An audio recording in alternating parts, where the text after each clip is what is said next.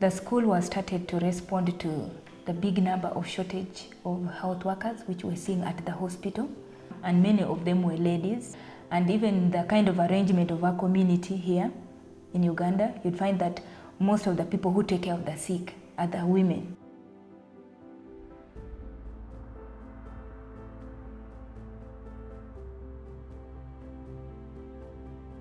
We realized that if we trained the people at a better level and gave them qualifications or certificates, then it would be very helpful to the community.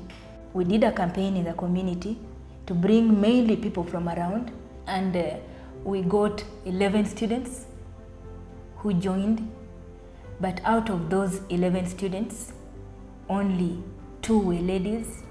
We went back and looked into the community, and together with the Ministry of Education, we did a research to find out why more girls were not joining. But like any other nurse training schools, like what we have here, there is a cut-off point which is set by Ministry of Education. So anybody to join a nurse training school should have scored those points. We realized that the girls in the community were not meeting up those points. They needed much more help because the culture is that girls are not supported to go to school compared to the boys.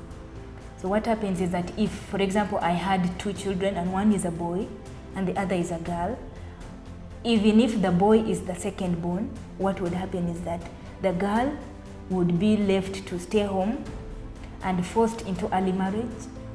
And then the bride price which is paid, everybody pays bride price in the country. So the bride price which is paid is used to actually educate the boy. So most of the parents try to focus more on the boy child. And so the boys were able to get into the nurse training school compared to the girls. So what happened is that we then looked into the community to find out how best can we help this community and bring up the girl child. So we agreed with the Ministry of Education that if we bring them to spend some time at the school, more than what any other person who had qualified would spend, then it would be very helpful.